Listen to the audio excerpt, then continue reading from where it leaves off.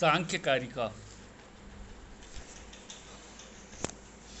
बढ़ते कदम आगे का श्लोक कारिका 30वां नंबर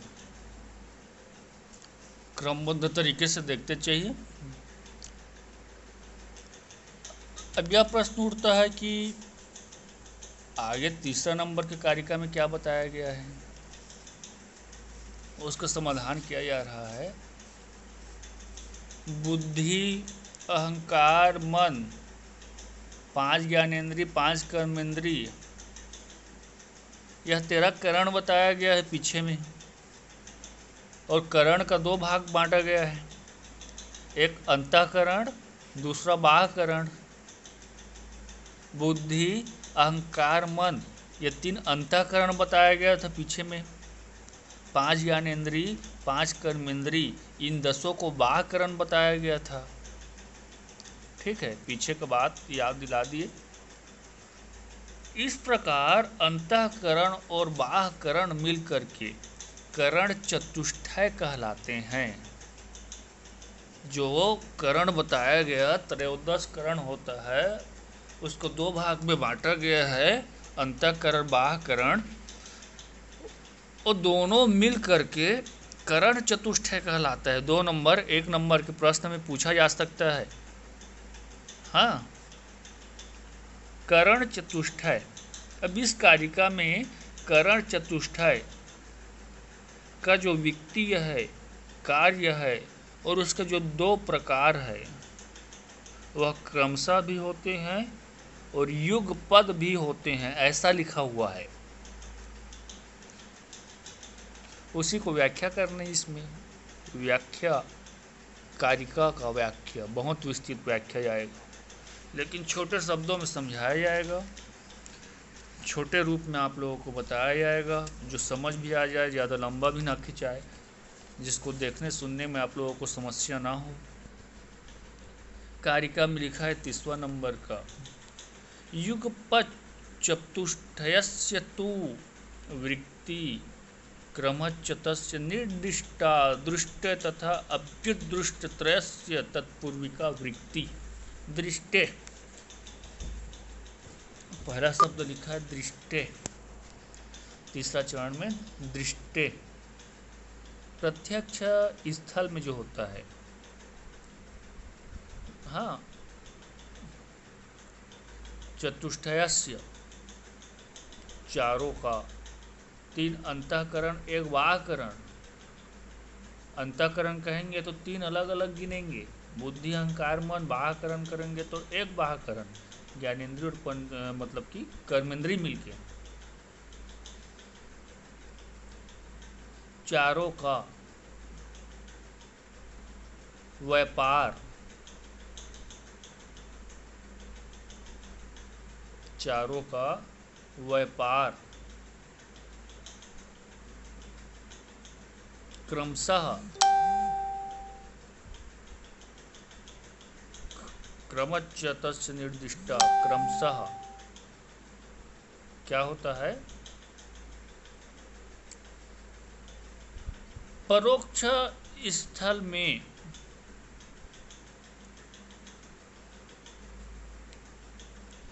इन तीनों का व्यापार उसी प्रकार होता है, एक साथ होता है तो कभी युगपत के रूप में होता है। अब देखिए कैसे है। दृष्ट अर्थात कि प्रत्यक्ष पदार्थ, प्रत्यक्ष पदार्थ विषय के चारों कर्णों की विक्ति युगपद होती है। अब युगपद क्या है बताते जाएंगे, सुनते जाइए। किंतु जो अदृष्ट है अर्थात परोक्ष है, उसका विपरीत अप्रत्यक्ष है, उन पदार्थों में केवल 3 अंतःकरण की विक्ति होती है। प्रत्यक्ष विषय में समान ही है, हाँ, जिसको युगपद कहा गया है, एक साथ चलना। किंतु जो अदृष्ट है, अप्रत्यक्ष है, उनके विषय में विक्ति का प्रत्यक्ष पूर्वक नहीं हुआ करता। करण चतुष्टय विक्तियां। अब इस कारिका को समझने में थोड़ा कष्ट जाएगा, और जो पीछे का नहीं पढ़े हैं, नहीं देखे, नहीं सुने हैं, उनके लिए तो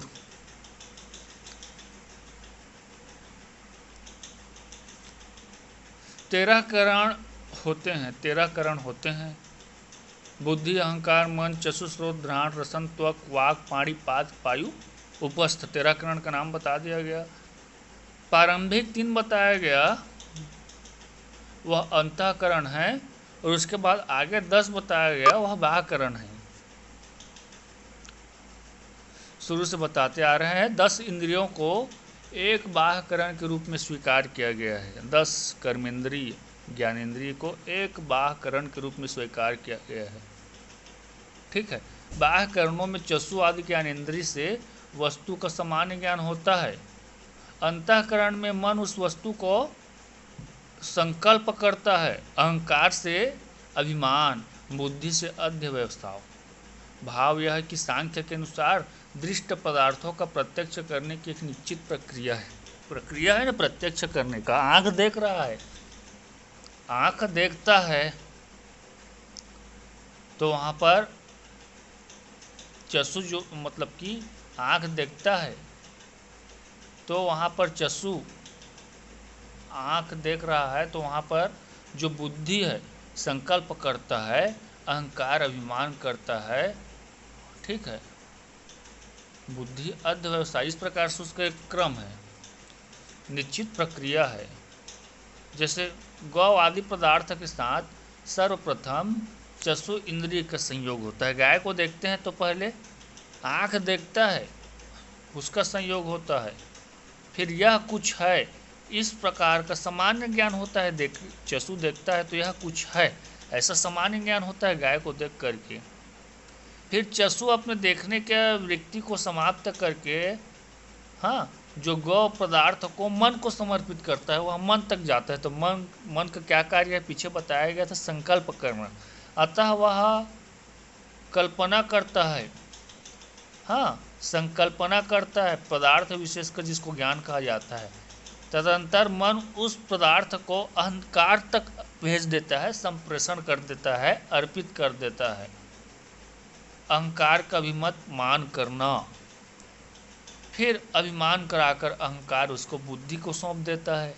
फिर बुद्धि उसको गौ पदार्थ का निश्चयात्मक ज्ञान करा देती है। इस स्थिति में बुद्धि उस पदार्थ का रूप धारण कर लेती है। हाँ ये प्रोसेस है, प्रक्रिया है। और पुरुष चैतन्य बुद्धि को उद्भासित कर देता है। अंततः गौ आदि पदार्थ का साक्षात्कार होता है। और यह जो वृत्ति है दुष्ट पदार्थों का, वह वृत्ति 2 प्रकार का होता है, युगपद और अयुगपद। युगपद और अयुगपद 2 प्रकार से होता है। प्रत्यक्ष पदार्थ जो देखते हैं वह युगपद वृत्ति कहलाता है। जैसे कोई आदमी जंगल में जा रहा है, अचानक घना अंधेरा आ जाएगा, अचानक घना अंधेरा, इसी बीच बिजली चमकना। ठीक है। और क्या होता है, बिजली चमकता है तो उसके सामने एक शेर बाघ दिखाई देता है।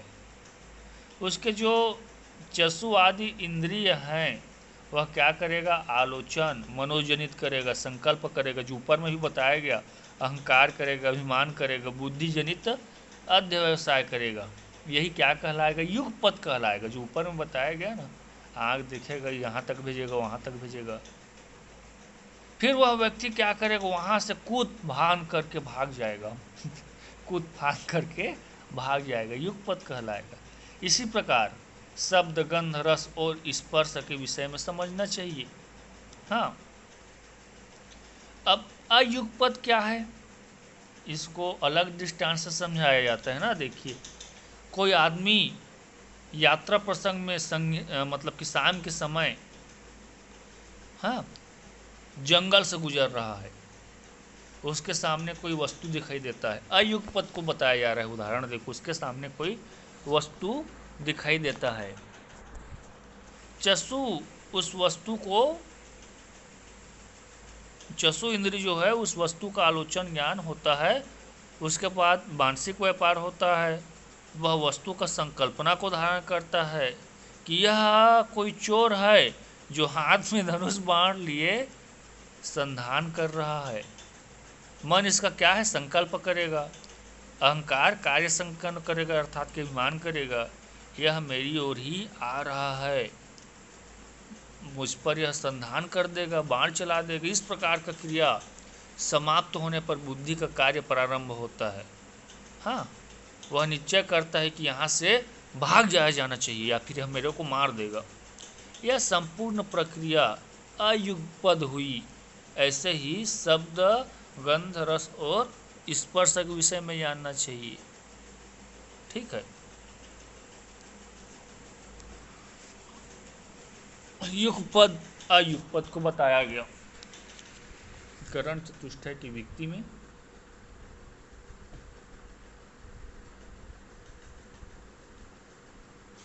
अब बोर्ड क्या बताया इसमें से देख लीजिए।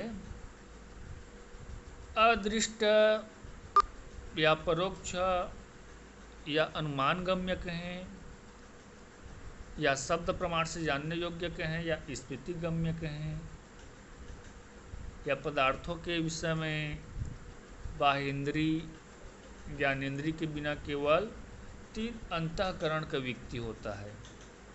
यह व्यक्ति युगपद और अयुगपद दोनों प्रकार का होता है। यह व्यक्ति युगपद और अयुगपद दोनों प्रकार का होता है। यह ध्यान देने योग्य बात है।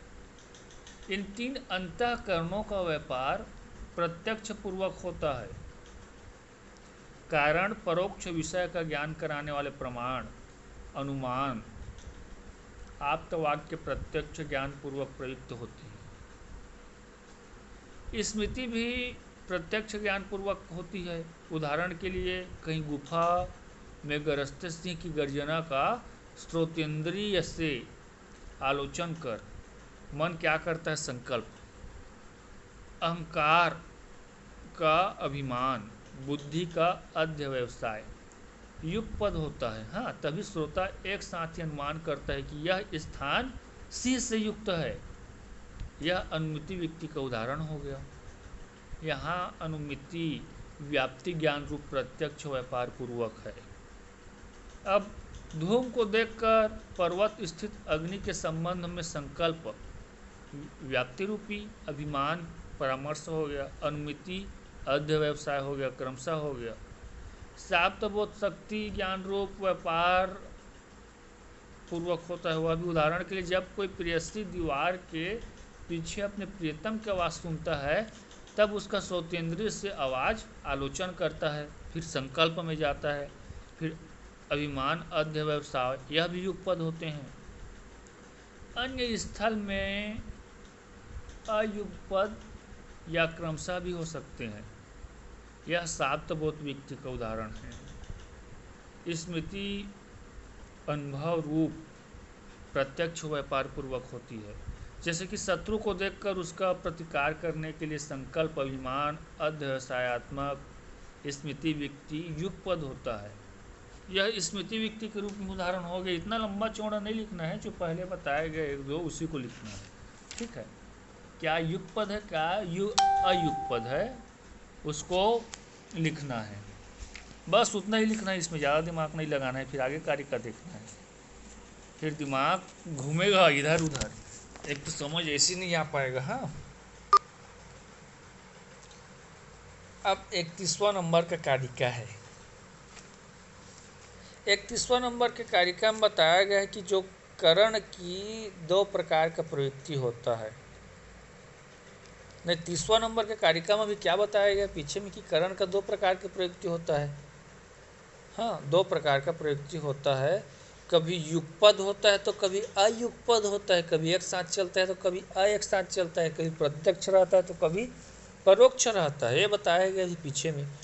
किंतु यह प्रश्न उलझन के रूप में है। क्या प्रश्न? करणों का प्रेरक तत्व क्या है, इसका नियामक क्या है। यह जो करण है उसको प्रेरणा कौन देता है कार्य करने के लिए, चाहे वह युगपद कार्य हो चाहे अयुगपद कार्य हो, इसका नियामक क्या है। इसको बताने के लिए आगे कार्य का बताया गया है 31वां नंबर का जो डिस्प्ले में दिख रहा है, देखते हैं इसको भी। देखिए क्या लिखा है, स्वाम स्वाम प्रतिपद्यन्ते परस्पर अकुत हेतुकाम विक्तिम पुरुषार्थ हेतुनम किंचित कायन्ते कारणम। परस्पराकुत हेतुकाम पारस्परिक संकेत के कारण, स्वाम स्वाम अपने अपने, विक्तिम अर्थात की व्यक्ति को प्राप्त करते हैं। पारस्परिक संकेत के कारण अपने अपने व्यापार को व्यक्ति को प्राप्त करते हैं। पुरुषार्थ पुरुषार्थ एव अर्थात की ही, हेतु मतलब कि कारण, के नचित अर्थात कि किसी के द्वारा, कायरते अर्थात कि कर्णों को प्रेरित नहीं किया जाता। ठीक है, अर्थात कहने का तात्पर्य ज्ञानेन्द्रिय पांच कर्मेंद्रिय मन अहंकार बुद्धि, ये 13 करण हो गए।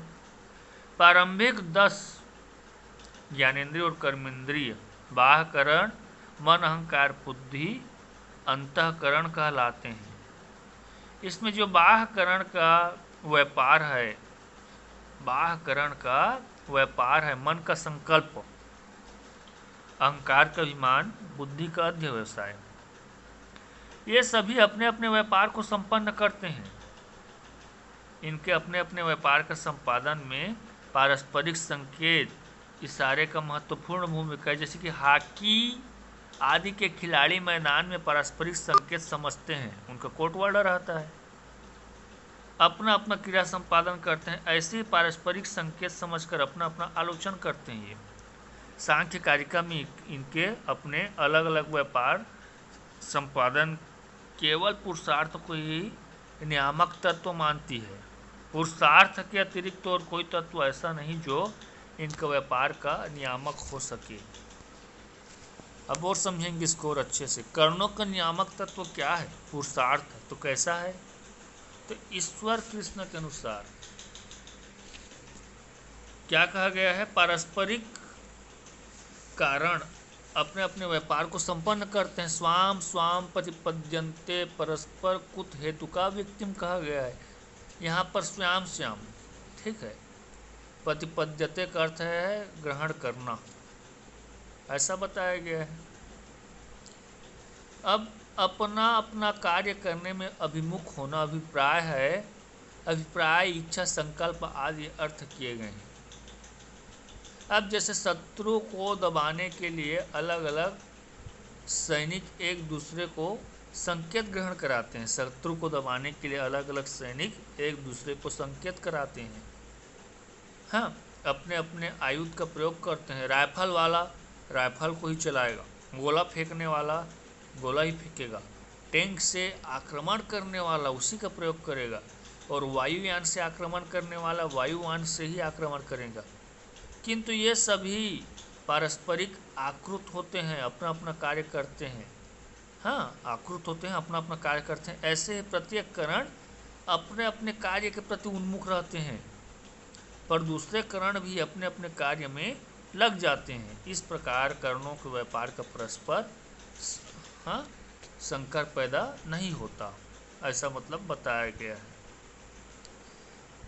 अब बुद्धि किसी अभिप्राय को जानकर अहंकार अभिमान करता है, मन संकल्प करता है, इंद्रिय अपने अपने व्यक्तियों को ग्रहण करता है। उदाहरण के लिए यदि चोरों का कोई दल गांव को लूटने के लिए जाता है, तब उनका सरदार संकेत निश्चित कर देता है कि जब मैं हा हा कहूं तब सब एक साथ टूट पड़ना, और जब मैं आहा आहा कहूं तो वहां से भाग लेना। कोड नंबर देता है। इस प्रकार सरदार का जो कूट शब्द है उसको समझकर जोर गांव पर टूट पड़ते हैं, और जो उसका टूट शब्द है उसको समझकर भाग जाते हैं। ऐसे ही यहाँ बुद्धि को चोरों के सरदार के स्थान दिया गया है। यहाँ जो बुद्धि है वह चोरों का सरदार है। हाँ, इंद्रियों को चोर समझना चाहिए। और चोरों का सरदार क्या है? बुद्धि। बुद्धि जैसा कहेगा वैसा इंद्रिय करेगा। इससे स्पष्ट हो जाता है कि इंद्रिय प्रार्थ है, मतलब कि दूसरों के इशारे से चलता है। जो इंद्रिय है वह प्रार्थ है, अर्थात दूसरे के इशारे से चलता है। और जो पुरुषार्थ का संपादन करने वाला वह बुद्धि है। अहंकार और मन इंद्रिय प्रयुक्त करता है। बुद्धि, अहंकार, मन इंद्रिय जैसा कहते हैं वैसे यह इंद्रिय अर्थात कि 10 जो इंद्रिय वह करता है। अब इस पर शंका आप लोगों का स्वाभाविक होगा कि जड़ तत्व है उसका प्रवृत्ति, हाँ, ऊपर में सैनिकों के उदाहरण से मेल नहीं खाता। कारण सैनिकों को तो चेतन है, सैनिक तो चेतन है, एक दूसरे का आकुत ग्रहण करते हैं। किंतु जड़ कणन पारस्परिक आकुत को कैसे ग्रहण कर सकते हैं? ऐसा आएगा ना प्रश्न। इसका प्रेरक कोई चेतन तत्व या ईश्वर पुरुष स्वीकार किया जाना चाहिए। हाँ, इस शंका का समाधान करने के लिए कारिका में बताया गया है, पुरुषार्थ एव हेतुन केनचित कार्यते करण। नहीं समझ आएगा तो कोई बात नहीं, परीक्षा में नहीं आता है। पुरुषार्थ का अर्थ है, पुरुषार्थ का अर्थ है पुरुष, पुरुष का अर्थ है विषय भोग करने वाला, केवल ये को प्राप्त करने वाला, भोग करने वाला। जो कर्णों को अपनी अपनी आलोचन, संकल्प, अभिमान का अध्यवसाय नामक वृत्तियां नियामक तत्व पुरुषार्थ है, इसके अतिरिक्त और कुछ नहीं। हाँ, अब कर्णों की प्रवृत्ति को लेकर दार्शनिक मतभेद भी पाया जाता है, ठीक है। तो इसमें उनके इस कारिका में इनके मुख्य रूप से क्या बताया गया आप लोगों को? प्रेरक तत्व, उसका प्रेरक तत्व क्या है? चेतन और अचेतन को छोड़ो, दार्शनिक तत्व अलग अलग पाया जाता है, बस इतना को लिखना है और व्याख्या करना है। ज़्यादा इंपॉर्टेंट नहीं, इसलिए ज़्यादा नहीं समझाया गया। जो इंपॉर्टेंट रहेगा उस लोग को अच्छे से समझाएंगे। लाइफ में आज तक से दोनों कारिका नहीं आया है। इसके बाद आगे जो कारिका बताएंगे 32 नंबर को आता है, उसको अच्छे से बताया जाएगा, ठीक है। कर्णों के विभाजन बताए गए। आगे जो कारिका बताएंगे ना, उसमें जो करण अभी पढ़ रहे हैं 13, बाह्यकरण, अंतःकरण, उसका डिवाइडेड को बताया गया है, ठीक। इतना में समाप्त करते हैं।